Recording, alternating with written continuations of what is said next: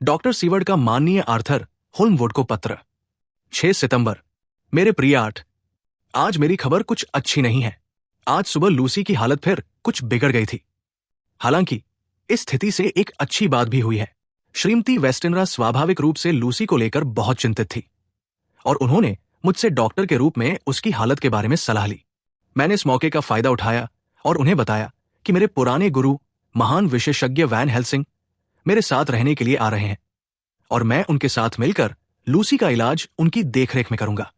अब हम बिना उन्हें ज्यादा चिंतित किए लूसी के पास आ जा सकते हैं, क्योंकि उन्हें कोई भी बड़ा सदमा लगना जानलेवा हो सकता है और लूसी की कमजोर हालत में इसका परिणाम बहुत खतरनाक हो सकता है। हम सभी मुश्किलों से घिरे हुए हैं मेरे दोस्त, लेकिन ईश्वर ने चाहा तो हम इन सब मुश्किलों से सुरक्षित निकल आएंगे।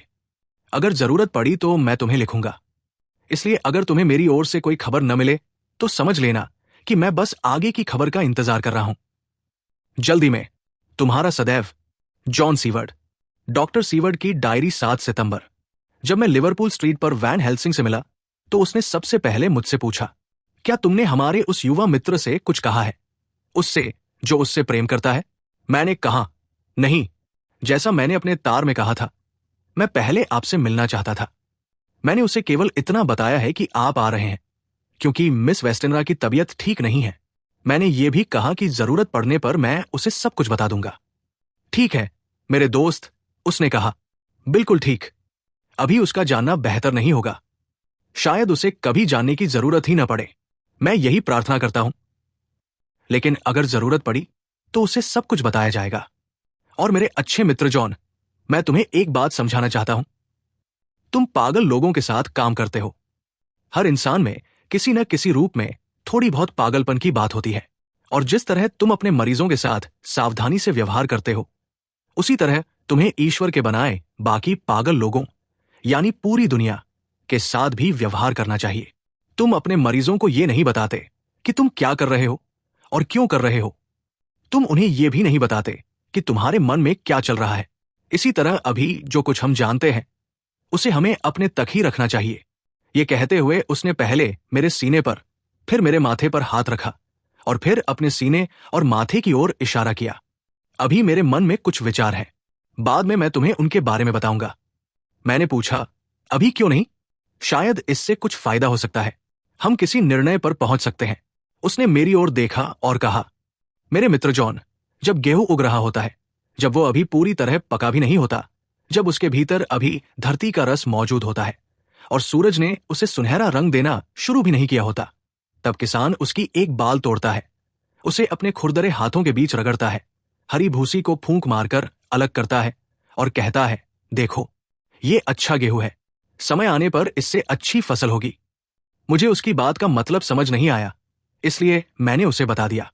जवाब में उसने आगे बढ़कर मेरा कान पकड़ा और मजाक में उसे खींचा, जैसा वो पुराने दिनों में अपने व्याख्यानों के दौरान किया करता था। फिर उसने कहा, अच्छा किसान ऐसा इसलिए कहता है क्योंकि वह जानता है, लेकिन वो किसान अपने लगाए हुए गेहूं को यह देखने के लिए जमीन से बाहर नहीं खोदता कि वो उग रहा है या नहीं। ऐसा केवल वे बच्चे करते हैं जो खेती का खेल खेलते हैं। जो लोग खेती को अपने जीवन का काम मानते हैं, वे ऐसा नहीं करते। अब समझे मेरे मित्र जॉन, मैंने अपना बीज बो दिया है, अब उसे अंकुरित करने का काम प्रकृति का है। अगर वो अंकुरित होता है तो उसमें कुछ उम्मीद दिखाई देगी, और मैं तब तक इंतजार करूंगा जब तक गेहूं की बाल फूलने न लगे। वो रुक गया, शायद उसे समझ आ गया था कि अब मैं उसकी बात समझ चुका हूं। फिर उसने गंभीर स्वर में कहा, तुम हमेशा एक सावधान विद्यार्थी रहे हो और तुम्हारी केसबुक भी बाकी लोगों की तुलना में अधिक भरी रहती थी। मुझे उम्मीद है कि तुम्हारी ये अच्छी आदत अभी भी बनी हुई है। याद रखो मेरे मित्र, ज्ञान स्मृति से अधिक शक्तिशाली होता है, इसलिए हमें कमजोर स्मृति पर भरोसा नहीं करना चाहिए। और अगर तुमने पहले की तरह हर बात लिखने की आदत नहीं रखी है तो मेरी बात ध्यान से सुनो। हमारी प्यारी मिस वेस्टनरा का ये मामला, ध्यान रखना मैं कह रहा हूं, हो सकता है हमारे लिए और दूसरों के लिए इतना महत्वपूर्ण साबित हो कि बाकी सारी बातें उसके सामने छोटी पड़ जाएं। इसलिए हर बात को ध्यान से दर्ज करो। कोई भी चीज इतनी छोटी नहीं है कि उसे लिखना जरूरी ना हो। मैं सलाह देता हूं कि अपने संदेह और अनुमान तक लिखो। भविष्य में तुम्हें यह देखने में दिलचस्पी हो सकती है कि तुम्हारा अनुमान कितना सही था। हम सफलता से नहीं बल्कि असफलता से सीखते हैं। जब मैंने उसे लूसी के लक्षण बताए, जो पहले जैसे ही थे लेकिन इस बार बहुत अधिक गंभीर थे, तो उसका चेहरा बेहद गंभीर हो गया। लेकिन उसने कुछ नहीं कहा। उसके पास एक बैग था जिसमें बहुत से चिकित्सा उपकरण और दवाइयां थी। वो इसे कभी अपने व्याख्यान में मजाकिया अंदाज में हमारे लाभकारी पेशे की भयानक सामग्री कहा करता था। जब हमें अंदर ले जाया गया तो श्रीमती वेस्टेनरा हमसे मिलने आई। वो चिंतित थी, लेकिन उतनी नहीं जितनी मैंने उम्मीद की थी। प्रकृति ने कभी कभी जीवन की रक्षा करने के लिए अजीब तरीके बनाए हैं। यहां भी ऐसा ही लग रहा था। ऐसी स्थिति में जहां किसी भी बड़े सदमे से उनकी जान जा सकती थी, प्रकृति ने उनके मन को इस तरह ढक दिया था कि उनके लिए सबसे भयानक बातें भी पूरी तरह महसूस नहीं हो रही थी। ये कुछ वैसा ही था जैसे प्रकृति किसी बाहरी वस्तु के चारों ओर संवेदनहीन ऊतक की एक परत बना देती है ताकि वो वस्तु शरीर को नुकसान न पहुंचा सके। अगर इसे स्वार्थी मानसिक सुरक्षा कहा जाए तो भी किसी व्यक्ति को केवल स्वार्थी कहकर दोषी ठहराने से पहले हमें रुककर सोचना चाहिए। हो सकता है कि इसके पीछे ऐसे गहरे कारण हों जिन्हें हम अभी पूरी तरह समझ नहीं पाते। मैं इस मानसिक स्थिति के बारे में अपने चिकित्सकीय ज्ञान का उपयोग करते हुए ये नियम बनाया कि श्रीमती वेस्टेनरा को लूसी के पास तभी जाना चाहिए जब बिल्कुल जरूरी हो, और उन्हें उसकी बीमारी के बारे में भी आवश्यकता से अधिक नहीं सोचना चाहिए। उन्होंने तुरंत मेरी बात मान ली, इतनी आसानी से कि मुझे फिर महसूस हुआ कि प्रकृति उसके जीवन की रक्षा करने की कोशिश कर रही थी। इसके बाद वैन हेल्सिंग और मैं लूसी के कमरे में गए। अगर कल उसे देखकर मैं सदमे में था, तो आज उसे देखकर मैं भयभीत हो गया। लूसी का चेहरा बिल्कुल भयानक रूप से पीला था। उसके होठों और मसूड़ों से भी जैसे लाल रंग पूरी तरह गायब हो चुका था। उसके चेहरे की हड्डियां साफ दिखाई दे रही थी। उसकी सांसों को देखना और सुनना तक दर्दनाक था। वैन हेल्सिंग का चेहरा पत्थर की तरह कठोर हो गया। उसकी भौहें सिकुड़कर इतनी पास आ गई कि लगभग उसकी नाक के ऊपर आपस में मिल गई थी। लूसी बिल्कुल निश्चल पड़ी थी। ऐसा लग रहा था जैसे उसमें बोलने की ताकत भी नहीं बची हो। कुछ देर तक हम तीनों बिल्कुल चुप रहे। फिर वैन हेल्सिंग ने मुझे इशारे से बुलाया और हम धीरे से कमरे से बाहर निकल गए। जैसे ही हमने दरवाजा बंद किया, वो तेजी से गलियारे में आगे बढ़ा और पास के एक खुले कमरे में मुझे खींच कर ले गया। उसने दरवाजा बंद किया और घबराए हुए स्वर में कहा, हे भगवान, ये बहुत भयानक है। हमारे पास बिल्कुल समय नहीं है।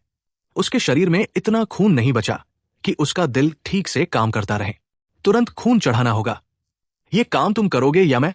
मैंने कहा, मैं आपसे छोटा और ज्यादा मजबूत हूं प्रोफेसर। ये काम मुझे ही करना चाहिए। उसने कहा, तो तुरंत तैयारी करो। मैं अपना बैग लेकर आता हूं। मैं पूरी तरह तैयार हूं। मैं उसके साथ नीचे गया। जैसे ही हम नीचे पहुंच रहे थे, तभी हॉल के दरवाजे पर दस्तक हुई। जब हम हॉल में पहुंचे, नौकरानी ने अभी अभी दरवाजा खोला था और आर्थर तेजी से अंदर आ रहा था। वो जल्दी से मेरे पास आया और उत्सुकता से धीमी आवाज में बोला, जैक, मैं बहुत चिंतित था। मैंने तुम्हारे पत्र की बातों के बीच छिपे संकेत को समझ लिया था और तब से बहुत परेशान था। मेरे पिता की हालत कुछ बेहतर थी, इसलिए मैं खुद यहां सब कुछ देखने के लिए भाग आया। क्या ये सज्जन डॉक्टर वैन हेल्सिंग है? सर, आपके यहां आने के लिए मैं आपका बहुत आभारी हूं। जब प्रोफेसर की नजर पहली बार उस पर पड़ी थी, तो इतने महत्वपूर्ण समय पर उसके बीच में आ जाने से वे नाराज हुए थे। लेकिन अब जब उन्होंने उसके मजबूत शरीर और उससे झलकती युवा शक्ति को देखा, तो उनकी आंखों में चमक आ गई। उन्होंने बिना देर किए उसकी ओर हाथ बढ़ाते हुए कहा, सर, आप बिल्कुल सही समय पर आए हैं। आप हमारी प्यारी मिस के प्रेमी हैं। उसकी हालत बहुत खराब है, बहुत बहुत खराब। अरे मेरे बच्चे, इस तरह मत हो। क्योंकि अचानक आर्थर का चेहरा पीला पड़ गया और वो लगभग बेहोश होते हुए कुर्सी पर बैठ गया। आपको उसकी मदद करनी है। आप जितनी मदद कर सकते हैं, उतनी कोई और जीवित व्यक्ति नहीं कर सकता, और आपका साहस ही आपकी सबसे बड़ी ताकत है। मैं क्या कर सकता हूं? आर्थर ने भारी आवाज में पूछा। मुझे बताइए, मैं सब कुछ करूंगा। मेरा जीवन उसी का है और उसके लिए मैं अपने शरीर की आखिरी बूंद तक खून देने को तैयार हूं। प्रोफेसर के स्वभाव में हास्य की एक गहरी भावना थी। मैं उन्हें पुराने समय से जानता था, इसलिए उनके जवाब में मुझे उस हास्य की हल्की झलक दिखाई दी। मेरे युवा महोदय, मैं आपसे इतना नहीं मांग रहा हूं। आखिरी बूंद तो बिल्कुल नहीं। मुझे क्या करना होगा? उसकी आंखों में दृढ़ता की आग थी और उसके खुले नथुने बेचैनी से कांप रहे थे। वैन हेल्सिंग ने उसके कंधे पर हाथ मारा। आइए, आप एक पुरुष हैं और हमें एक ऐसे ही पुरुष की जरूरत है। आप मुझसे और मेरे मित्र जॉन से भी बेहतर हैं। आर्थर कुछ समझ नहीं पाया। तब प्रोफेसर ने बड़े स्नेह से उसे समझाया, युवा मिस की हालत बहुत खराब है। उसके शरीर को खून चाहिए और अगर उसे खून नहीं मिला तो वो मर जाएगी। मेरे मित्र जॉन और मैंने सलाह की है और अब हम वो प्रक्रिया करने वाले हैं जिसे हम रक्त संचरण कहते हैं, यानी एक व्यक्ति की भरी हुई नसों से खून निकालकर उस व्यक्ति की खाली नसों में पहुंचाना जिसका शरीर उसकी कमी से कमजोर हो रहा है। जॉन अपना खून देने वाला था क्योंकि वह मुझसे ज्यादा युवा और मजबूत है। यह सुनते ही आर्थर ने मेरा हाथ पकड़कर चुपचाप जोर से दबाया। प्रोफेसर ने आगे कहा, लेकिन अब जब तुम यहां हो तो तुम हम दोनों से बेहतर हो, चाहे उम्र में छोटे हो या बड़े।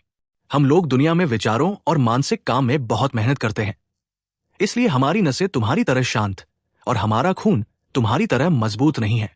आर्थर ने उसकी ओर देखकर कहा, अगर आप जानते कि मैं उसके लिए कितनी खुशी से मर सकता हूं तो आप समझ जाते। उसकी आवाज गले में अटक गई और वो आगे कुछ नहीं बोल पाया। अच्छे लड़के, वैन हेल्सिंग ने कहा, बहुत जल्द तुम्हें खुशी होगी कि तुमने उस लड़की के लिए सब कुछ किया जिसे तुम प्यार करते हो। अब चलो और चुप रहो। प्रक्रिया शुरू होने से पहले तुम उसे एक बार चूम सकते हो, लेकिन उसके बाद तुम्हें मेरे इशारे पर तुरंत बाहर जाना होगा। मैडम से कुछ मत कहना।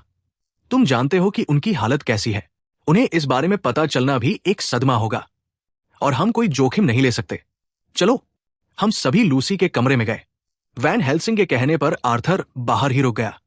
लूसी ने अपना सिर घुमाकर हमारी ओर देखा, लेकिन कुछ नहीं कहा। वो सो नहीं रही थी, लेकिन उसमें बोलने या कोई प्रयास करने की ताकत भी नहीं बची थी।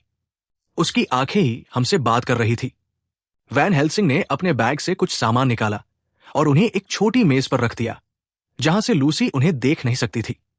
फिर उसने एक नशीली दवा तैयार की और बिस्तर के पास जाकर प्रसन्न स्वर में बोला, अब छोटी मिस, ये तुम्हारी दवा है।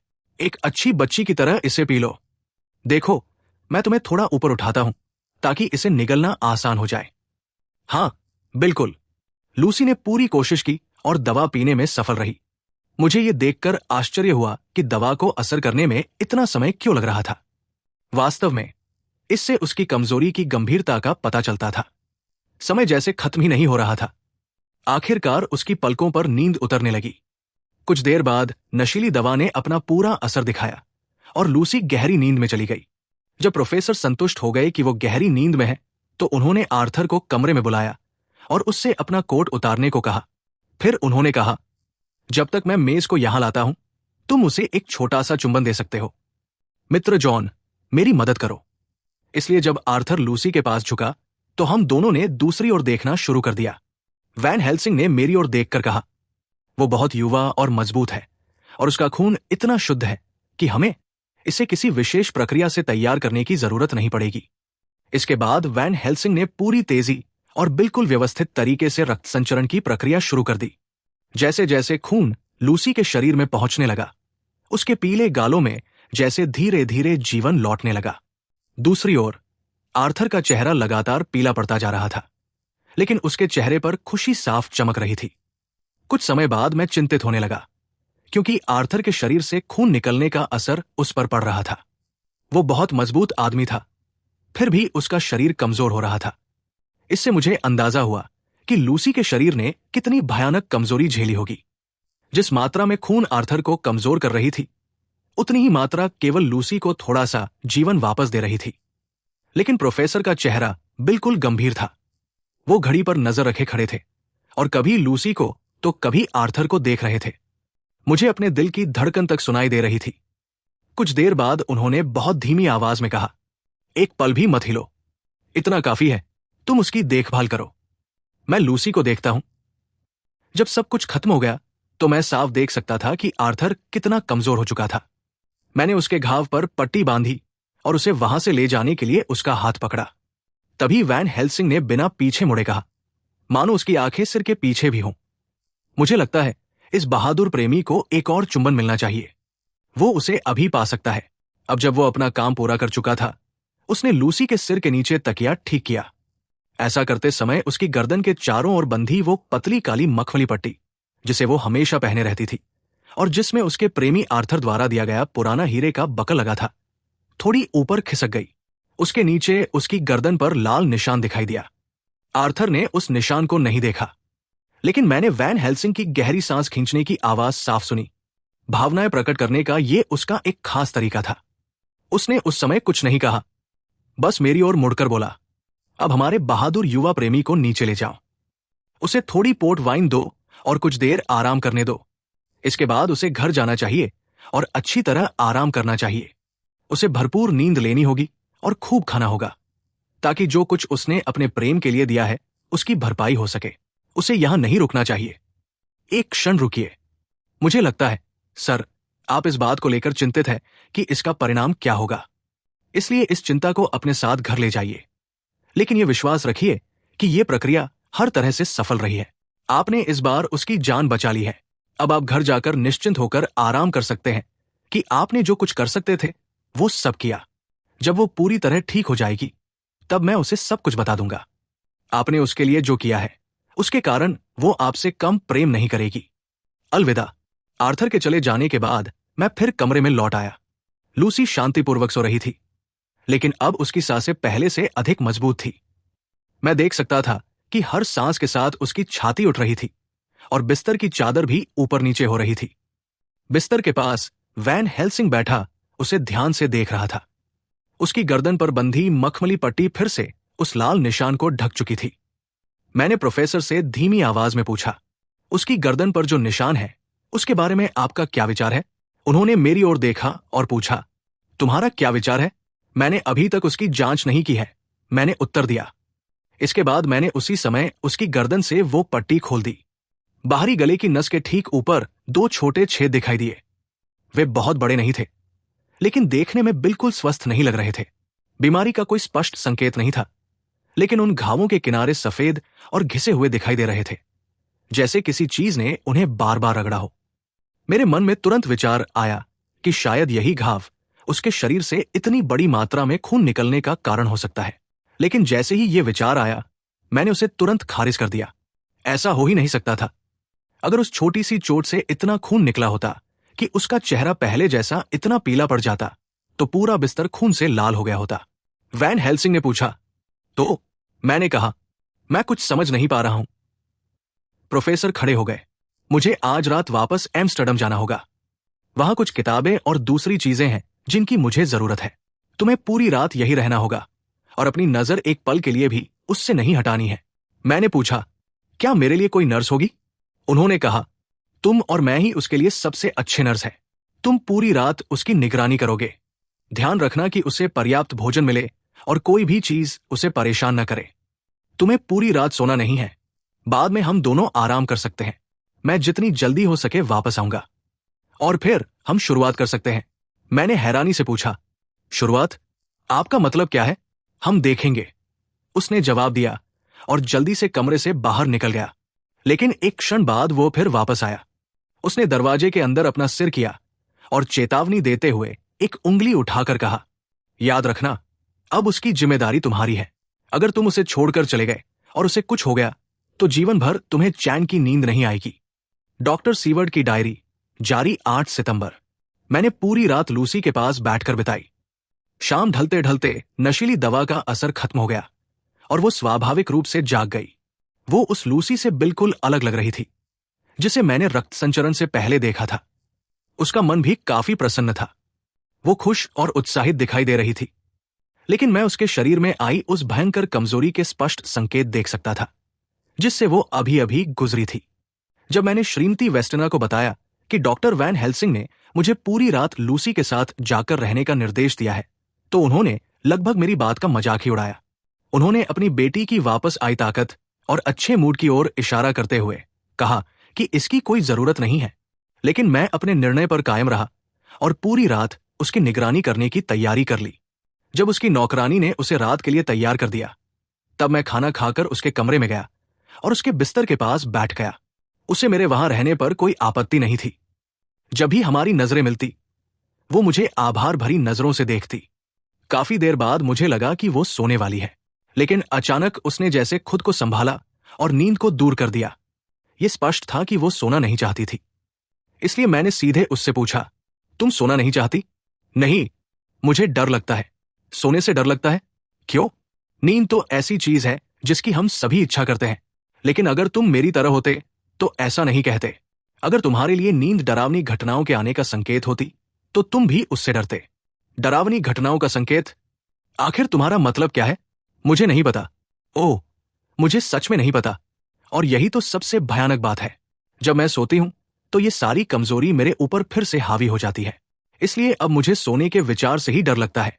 मैंने कहा, लेकिन मेरी प्यारी बच्ची, आज रात तुम सो सकती हो।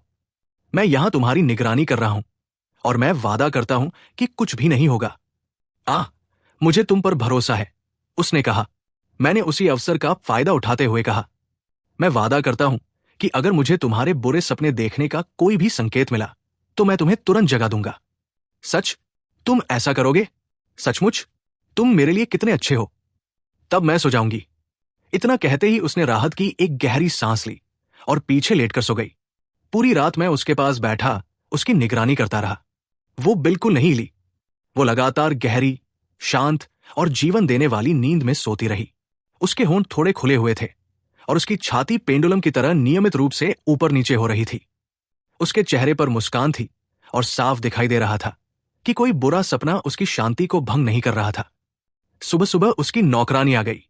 मैंने लूसी को उसकी देखभाल में छोड़ा और अपने घर लौट गया, क्योंकि मेरे मन में कई दूसरी चिंताएं भी थी। मैंने वैन हेल्सिंग और आर्थर को एक छोटा सा तार भेजा और उन्हें रक्त संचरण के सफल परिणाम के बारे में बताया।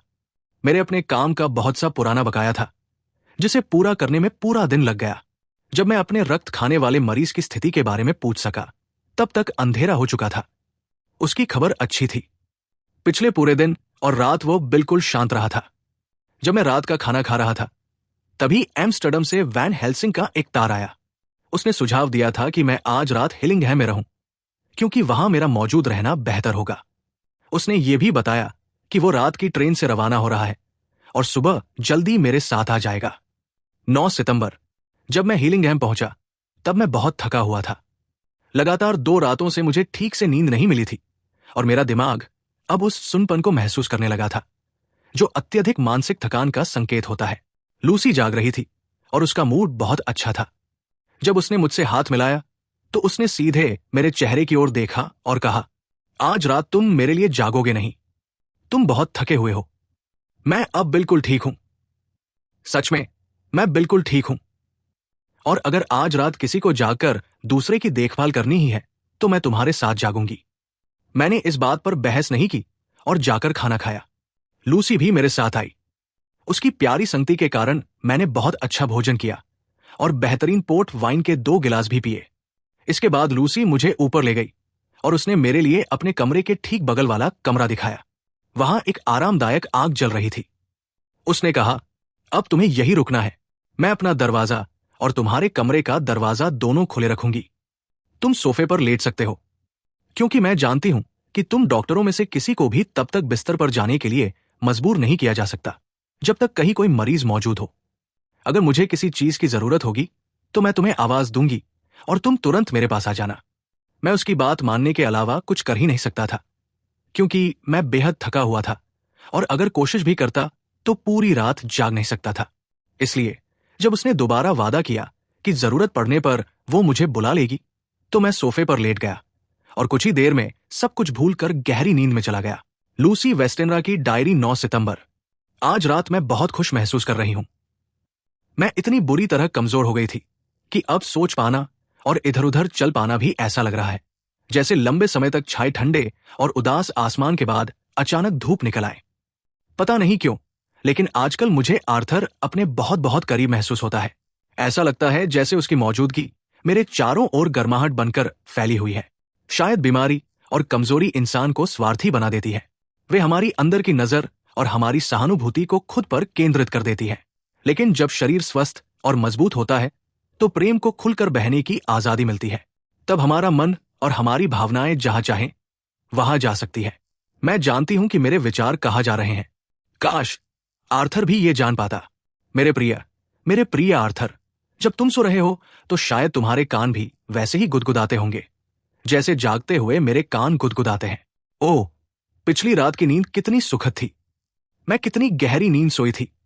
जबकि अच्छे और प्यारे डॉक्टर सीवर्ड मेरी निगरानी कर रहे थे।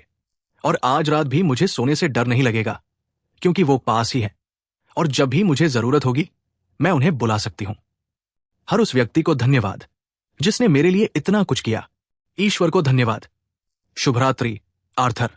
डॉक्टर सीवर्ड की डायरी, 10 सितंबर। मुझे अपने सिर पर प्रोफेसर का हाथ महसूस हुआ और मैं एक ही पल में नींद से जाग उठा। कम से कम मानसिक अस्पताल में काम करने के दौरान हमने यही सीखा है, हल्की सी आहट पर भी तुरंत जाग जाना। उन्होंने पूछा, हमारी मरीज कैसी है? मैंने जवाब दिया, जब मैं उसे छोड़कर आया था, या यूं कहूं कि जब उसने मुझे छोड़ा था तब वो ठीक थी।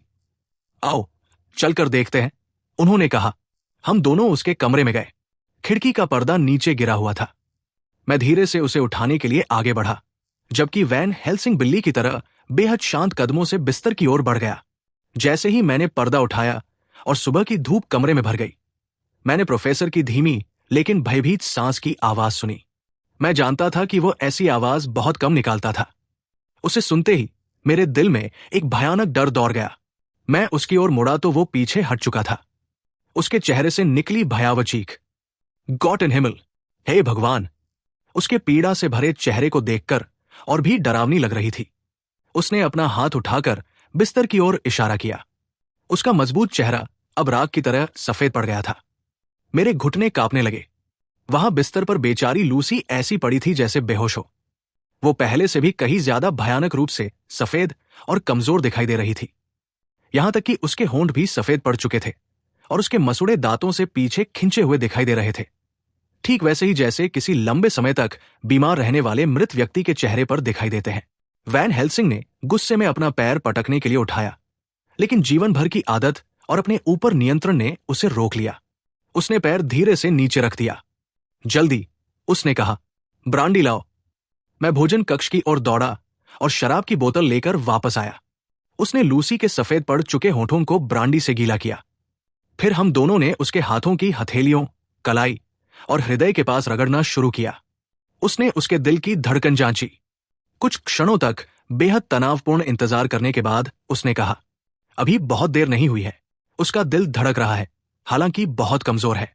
हमने अब तक जो कुछ किया था वो सब बेकार हो गया है। हमें फिर से शुरुआत करनी होगी। लेकिन इस बार यहां युवा आर्थर नहीं है। अब मुझे तुम्हारी मदद लेनी होगी, मेरे मित्र जॉन। ये कहते हुए उसने अपने बैग में हाथ डाला और रक्त संचरण के उपकरण निकालने लगा। मैंने अपना कोट उतार दिया और अपनी कमीज की आस्तीन ऊपर कर ली। इस समय नशीली दवा देने की कोई संभावना नहीं थी और उसकी जरूरत भी नहीं थी। इसलिए बिना एक पल गवाए हमने रक्त संचरण की प्रक्रिया शुरू कर दी। कुछ समय बीत गया और यह समय छोटा नहीं लगा। अपना खून किसी दूसरे व्यक्ति को देना, चाहे वो कितनी भी खुशी से क्यों न दिया जाए, शरीर के लिए एक भयानक अनुभव होता है। अचानक वैन हेल्सिंग ने चेतावनी देते हुए एक उंगली उठाई। हिलो मत, उसने कहा। मुझे डर है कि जैसे जैसे उसकी ताकत वापस आएगी वो जाग सकती है, और अगर ऐसा हुआ तो बहुत बड़ा खतरा हो सकता है। लेकिन मैं सावधानी बरतूंगा। इसके बाद उसने तेजी और कुशलता से लूसी को मॉर्फिन का इंजेक्शन दिया। इसका असर लूसी पर बुरा नहीं हुआ। उसकी बेहोशी धीरे धीरे गहरी नशीली नींद में बदल गई। मुझे एक अजीब सा व्यक्तिगत गर्व महसूस हुआ जब मैंने देखा कि उसके सफेद पड़े गालों और होठों में धीरे धीरे हल्का सा रंग वापस आने लगा है। जब तक कोई स्वयं इसका अनुभव न करे तब तक वो कभी नहीं समझ सकता कि अपनी जीवनदायी रक्तधारा को उस स्त्री की नसों में जाते हुए महसूस करना कैसा होता है जिससे वह प्रेम करता है। प्रोफेसर मुझे ध्यान से देख रहा था। बस इतना काफी है, उसने कहा। मैंने विरोध करते हुए कहा, अभी से? आपने आर्टर से तो इससे कहीं ज्यादा खून लिया था। वो हल्की सी उदास मुस्कान के साथ बोला, वो उसका प्रेमी है, उसका मंगेतर। तुम्हें उसके लिए और दूसरों के लिए अभी बहुत काम करना है। अभी जितना लिया गया है वही पर्याप्त है। जब हमने प्रक्रिया रोक दी तो वो लूसी की देखभाल करने लगा और मैंने अपनी चोट पर उंगली से दबाव बनाए रखा। मैं लेट गया और उसका इंतजार करने लगा कि वो मेरी चोट की पट्टी कर सके। मुझे कमजोरी और थोड़ी मितली महसूस हो रही थी। कुछ देर बाद उसने मेरे घाव पर पट्टी बांधी और मुझे नीचे जाकर अपने लिए एक गिलास शराब लेने को कहा। जब मैं कमरे से बाहर निकल रहा था तो वो मेरे पीछे आया और लगभग फुसफुसाते हुए बोला, ध्यान रखना, इसके बारे में किसी को कुछ नहीं बताया जाना चाहिए। अगर हमारा युवा प्रेमी पहले की तरह अचानक यहां आ जाए तो उसे एक शब्द भी मत बताना। इससे वह डर जाएगा और उसके मन में ईर्ष्या भी पैदा हो सकती है। ऐसा बिल्कुल नहीं होना चाहिए, समझे? हाँ, मैंने कहा। जब मैं वापस आया तो उसने मुझे ध्यान से देखा और कहा, तुम्हारी हालत ज्यादा खराब नहीं हुई है, कमरे में जाओ, अपने सोफे पर लेटो और कुछ देर आराम करो, फिर अच्छा खासा नाश्ता करना और मेरे पास वापस आना। मैंने उसकी बात मानी क्योंकि मैं जानता था कि उसकी सलाह सही और समझदारी भरी थी। मैंने अपना काम कर दिया था और अब मेरा अगला कर्तव्य था कि अपनी ताकत वापस बनाए रखूं। मैं बहुत कमजोर महसूस कर रहा था, लेकिन इसी कमजोरी के कारण मेरे मन में अभी अभी हुई भयानक घटना को लेकर जो हैरानी थी वो कुछ कम हो गई। मैं सोफे पर सो गया, लेकिन सोते समय भी मेरे मन में बार बार यही सवाल घूमता रहा कि लूसी की हालत अचानक इतनी क्यों बिगड़ गई थी और उसके शरीर से इतना खून आखिर कैसे निकल गया, जबकि कहीं भी खून का कोई निशान नहीं था। मुझे लगता है कि मैं अपने सपनों में भी इन्हीं सवालों के बारे में सोचता रहा। सोते और जागते समय मेरे विचार बार बार उसकी गर्दन पर बने उन 2 छोटे छेदों पर लौट आते थे। उनके किनारे छोटे होने के बावजूद फटे हुए और थके से दिखाई दे रहे थे। लूसी दिन के काफी समय तक सोती रही। जब वो जागी तो वो ठीक ठाक और कुछ मजबूत लग रही थी। हालांकि पिछले दिन की तुलना में उसकी हालत उतनी अच्छी नहीं थी। जब वैन हेल्सिंग ने उसे देखा तो वो थोड़ी देर के लिए टहलने बाहर चला गया और मुझे उसकी जिम्मेदारी सौंप दी। उसने मुझे सख्त निर्देश दिया था कि मैं उसे एक पल के लिए भी अकेला न छोड़ूं। मैंने उसे हॉल में किसी से पूछते हुए सुना कि सबसे नजदीकी टेलीग्राफ कार्यालय कहाँ है। डॉक्टर सीवर्ड की डायरी जारी। लूसी मुझसे खुलकर बातें करती रही और उसे जरा भी एहसास नहीं था कि उसके साथ कुछ असामान्य हुआ है। मैंने कोशिश की कि उसे बातचीत में व्यस्त और खुश रखूं। जब उसकी मां उसे देखने ऊपर आई तो उन्हें भी लूसी की हालत में कोई खास बदलाव दिखाई नहीं दिया। उन्होंने मेरी ओर कृतज्ञता से देखते हुए कहा, डॉक्टर सीवर्ड, आपने हमारे लिए जो कुछ किया है उसके लिए हम आपके बहुत आभारी हैं, लेकिन अब आपको खुद भी ध्यान रखना चाहिए और जरूरत से ज्यादा काम नहीं करना चाहिए। आप खुद भी बहुत पीले दिखाई दे रहे हैं। आपको एक पत्नी की जरूरत है जो आपकी देखभाल करे और आपको थोड़ा आराम दे, है ना? ये सुनते ही लूसी का चेहरा एक पल के लिए गहरा लाल हो गया, लेकिन उसकी कमजोर नसें सिर की ओर अचानक बढ़े हुए रक्त को ज्यादा देर तक सहन नहीं कर सकी। अगले ही क्षण उसके चेहरे का रंग तेजी से उड़ गया।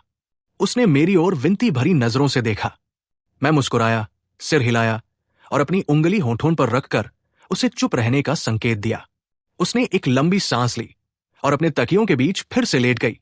लगभग 2 घंटे बाद वैन हेल्सिंग वापस आया। कुछ देर बाद उसने मुझसे कहा, अब तुम घर जाओ, खूब खाना खाओ और पर्याप्त शराब पियो। अपने शरीर को मजबूत बनाओ। आज रात मैं यही रहूंगा और छोटी मिस के साथ खुद जागूंगा। तुम और मैं मिलकर इस मामले पर नजर रखेंगे। इसके बारे में किसी और को कुछ पता नहीं चलना चाहिए। मेरे पास इसके गंभीर कारण है। नहीं, मुझसे मत पूछो, जो चाहो सोचो। तुम्हें उन बातों के बारे में सोचने से भी डरना नहीं चाहिए जो शायद सबसे असंभव लगती हों। शुभरात्रि। हॉल में 2 नौकरानियां मेरे पास आई। उन्होंने पूछा कि क्या वे दोनों में से कोई एक मिस लूसी के साथ रात भर जाग सकती है। उन्होंने मुझसे बहुत विनती की। जब मैंने बताया कि डॉक्टर वैन हेल्सिंग की इच्छा है कि या तो वे खुद या मैं ही रात भर लूसी के पास रहें, तो दोनों ने मुझसे लगभग गिड़गिड़ाते हुए कहा कि मैं उस विदेशी सज्जन से बात करके उन्हें अनुमति दिलवा दूं। उनकी इस दयालुता ने मुझे बहुत प्रभावित किया। शायद इसलिए कि मैं इस समय खुद भी कमजोर था और शायद इसलिए भी कि ये सब लूसी के लिए था। मैंने इससे पहले भी कई बार ऐसी परिस्थितियों में महिलाओं की इसी तरह की निस्वार्थ दयालुता देखी थी। मैं देर रात के खाने के समय अपने घर वापस पहुंचा। मैंने अपने सभी मरीजों को देखा, सब ठीक थे। अब मैं सोने का इंतजार करते हुए ये सब लिख रहा हूं। नींद आ रही है। 11 सितंबर। आज दोपहर मैं हिलिंगहैम गया। वैन हेल्सिंग बहुत अच्छे मूड में था और लूसी भी पहले से काफी बेहतर थी। मेरे पहुंचने के कुछ ही देर बाद विदेश से प्रोफेसर के लिए एक बड़ा पैकेट आया। उसने बड़े नाटकीय अंदाज में पैकेट खोला और उसमें से सफेद फूलों का एक बड़ा गुच्छा निकाला। उसने लूसी से कहा, यह तुम्हारे लिए है, मिस लूसी। मेरे लिए? ओह, doctor van Helsing.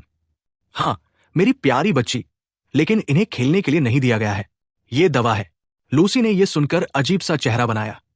Van Helsing मुस्कुराया और बोला, नहीं, तुम्हें इन्हें किसी कड़वी दवा की तरह पीना नहीं पड़ेगा, इसलिए अपनी इतनी प्यारी नाक को सिकोड़ने की जरूरत नहीं है, वरना मुझे तुम्हारे मित्र आर्थर को बताना पड़ेगा कि जिसे वो इतना प्यार करता है उस खूबसूरत चेहरे को इस तरह बिगड़ते हुए देखकर उसे कितनी परेशानी होगी। हाँ हाँ, देखो, अब तुम्हारी प्यारी नाक फिर सीधी हो गई। ये फूल औषधि है, लेकिन तुम्हें पता नहीं कि इनका इस्तेमाल कैसे करना है। मैं इन्हें तुम्हारी खिड़की पर रखूंगा, फिर इनकी एक सुंदर माला बनाकर तुम्हारे गले में पहनाऊंगा, ताकि तुम चैन से सो सको। हाँ, बिल्कुल, ये कमल के फूल की तरह तुम्हारी सारी परेशानियां भुला देंगे। इनकी खुशबू ऐसी है जैसे लेथे नदी का पानी और उस जवानी के झरने की याद दिलाती है, जिसे फ्लोरिडा में विजय की तलाश करने वाले स्पेनी खोजकर्ताओं ने खोजा था, लेकिन बहुत देर से। वो बोलता जा रहा था, और इस बीच लूसी फूलों को ध्यान से देख रही थी तथा उनकी खुशबू सूंघ रही थी। फिर उसने आधी हंसी और आधी घृणा के साथ फूल नीचे फेंक दिए और बोली, ओह प्रोफेसर, मुझे लगता है आप मेरे साथ मजाक कर रहे हैं। ये तो साधारण लहसुन के फूल है। मेरे आश्चर्य की सीमा नहीं रही जब वैन हेल्सिंग तुरंत खड़ा हो गया। उसका चेहरा बेहद कठोर हो गया, उसका मजबूत जबड़ा तन गया और उसकी घनी भौहें आपस में जुड़ गई। उसने गंभीर स्वर में कहा, मेरे साथ मजाक मत करो। मैं कभी मजाक नहीं करता। मैं जो कर रहा हूं उसके पीछे एक गंभीर उद्देश्य है, और मैं तुम्हें चेतावनी देता हूं कि मेरे काम में बाधा मत डालना। सावधान रहो, अगर अपने लिए नहीं तो दूसरों के लिए। बेचारी लूसी डर गई। ये देखकर उसका स्वर तुरंत नरम हो गया। ओह छोटी मिस, मेरी प्यारी बच्ची, मुझसे मत डरो। मैं केवल तुम्हारी भलाई के लिए ये सब कर रहा हूं। इन साधारण से दिखने वाले फूलों में तुम्हारे लिए बहुत बड़ा लाभ छिपा है। देखो, मैं खुद इन्हें तुम्हारे कमरे में लगाता हूं। मैं खुद तुम्हारे गले में पहनने के लिए इनकी माला बनाऊंगा। लेकिन चुप, दूसरों को यह मत बताना, वरना वे बहुत सारे सवाल पूछेंगे। हमें मेरी बात माननी होगी, और याद रखो, चुप रहना भी आज्ञा मानने का ही हिस्सा है। अगर तुम मेरी बात मानोगी तो तुम फिर से मजबूत और स्वस्थ होकर उन प्रेम भरी बाहों में जा सकोगी जो तुम्हारा इंतजार कर रही है। अब कुछ देर शांत बैठो। मेरे साथ आओ मित्र जॉन, तुम मेरी मदद करोगे और हम इस कमरे को अपने लहसुन से सजा देंगे। ये लहसुन हार्लेम से आया है, जहां मेरा मित्र वैंडरपूल अपने शीशे के घरों में पूरे साल इन पौधों को उगाता है। मैंने कल ही तार भेजा था, तभी ये समय पर पहुंच सके। हम दोनों फूलों को लेकर कमरे में चले गए। प्रोफेसर की हरकतें निश्चित रूप से अजीब थी, और मैंने चिकित्सा की किसी भी किताब में ऐसा उपचार कभी नहीं पढ़ा था। सबसे पहले उसने खिड़कियां बंद की और उन्हें अच्छी तरह कुंडी लगा दी। फिर उसने मुट्ठी भर लहसुन के फूल लिए और उन्हें खिड़की के सभी हिस्सों पर रगड़ने लगा, मानो ये सुनिश्चित करना चाहता हो कि हवा की एक भी ऐसी लहर अंदर न आए जिसमें लहसुन की गंध न हो।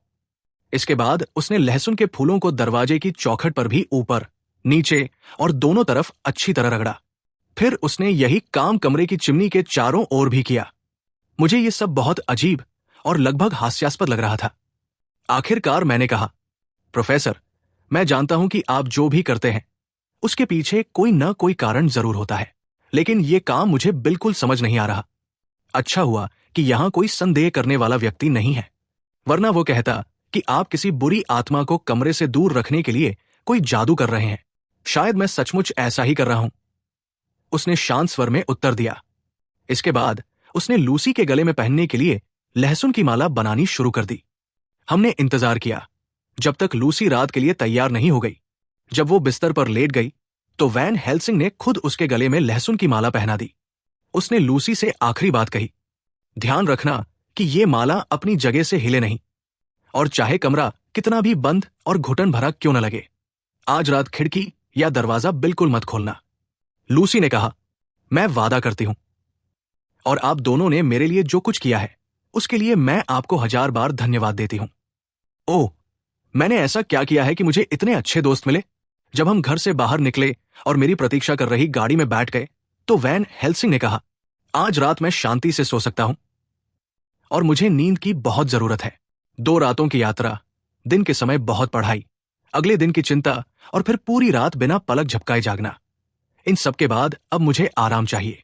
कल सुबह बहुत जल्दी तुम मुझे लेने आना, फिर हम दोनों मिलकर अपनी प्यारी मिस को देखने आएंगे।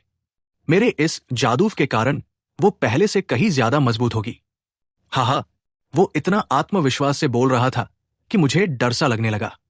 मुझे 2 रात पहले अपने स्वयं के आत्मविश्वास की याद आ गई, और उसके बाद जो भयानक परिणाम सामने आया था वो भी। शायद मेरी कमजोरी के कारण मैं अपने मित्र को अपने डर के बारे में बता नहीं पाया, लेकिन मेरे भीतर वो डर और भी गहराई से मौजूद था, ठीक वैसे ही जैसे आंखों में आए आंसू जो बाहर नहीं निकल पाए हों।